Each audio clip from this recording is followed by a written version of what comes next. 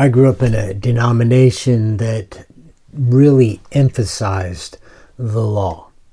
And in fact, it was keeping the law was the most important thing. And yet, in here are so many scriptures, so many verses that speak to righteousness through the law and righteousness by faith. Fundamentally, what I grew up with was a lack of understanding of covenants. And we'll talk more about covenants in coming episodes. But right now, I just want to look at a few verses in Romans chapter 10. In one of those, verse 4, where the Apostle Paul writes that Christ is the end of the law for righteousness to everyone who believes.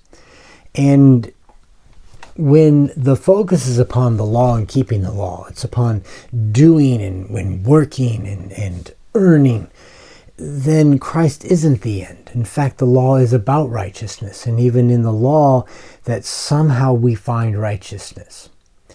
And there is a truth in that. The truth, though, is that in the law, we find Jesus. And in Jesus, we have righteousness. Because the Apostle Paul goes on in the next verse, he says Moses, so he's talking about the Torah, he's talking about the law. He says Moses writes. So in Moses' writings, and to the Jewish religion, Moses and the books of the law were very important. So Paul is addressing this. He says Moses writes about the righteousness which is of the law, which Jesus is the end of. Because, as he's going to go on and explain, it doesn't work. It never has and it never will. And yet it is a teaching, a religious teaching that somehow you've got to make yourself good enough. So you always have to try harder and have to do more. And Paul's addressing this, and he says that Moses writes about righteousness, which is of the law. And this is what he writes: the man who does those things shall live by them. Simple. And we can misunderstand this. What he's saying is if you're going to find righteousness in the law, then you have to keep all of it. Because what happens is if you break any one aspect of it, if you violate it, the righteousness that you're trying to find in the keeping of the law is destroyed. It's broken. Now, we could read elsewhere in Romans that what Jesus came to do was to free us from sin. And we need to believe that because he speaks of sin as being like a master that we're enslaved to. And Jesus frees us from that. So there's something fundamentally important that's happening here that Jesus does and that Paul is talking about. Continuing here, so he just told us this is the righteousness of the law, is that you got to keep it. You can't break any of it. You've broken it. If you're trying to earn this by your works, you're sunk. You are messed up because you have to keep all of it. That's what Moses actually said. If the one who keeps it will live by it. It was never meant for us to live by the law. There is not life to be found in it. Paul talks about that in Romans, and you can read that in here where he talks about the law came and I died because it showed me where I was falling short. And before that, I might think I was doing all right. It convicts us. And he calls it a lot of different things. And when we really read what he's talking about.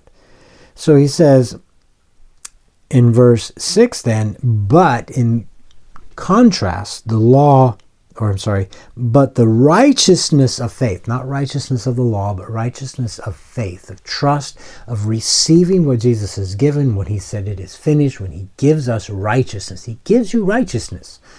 But you can't receive being the identity of holy, blameless, and above reproach. This is in Colossians 1, which we've talked about before. You don't receive it if you don't really trust and believe that that's what he has given you. So the righteousness of faith, verse 6, speaks this way. Okay, so it speaks this way, and he's going to tell us, not if you keep it, then you have righteousness. But the righteousness of faith says, don't say in your heart, who will ascend into heaven? That is to bring Christ down from above. See, that would be a works thing too. I'm going to go up there and I'm going to get him. I'm going to wrestle this. No, the righteousness of faith is not that way. It's not your works. Or, verse 7, who will descend into the abyss?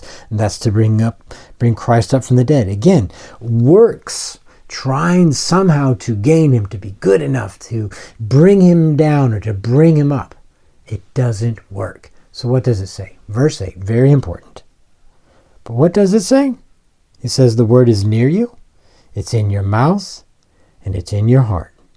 And he says that's the word of faith which we preach. What word? What word? He's not talking about this word. He's talking about the word. The word that John tells us in John 1:1, in the beginning was the word. Where does he dwell? Where does the word dwell? It's already in you. It's in your heart. It's in your mouth. He's already here with you. Jesus is in you. The word is in you. You didn't put him there. Just ask him. Talk to him about that. Paul is declaring, you are not going out to get righteousness. You are trusting and believing Jesus who is in you.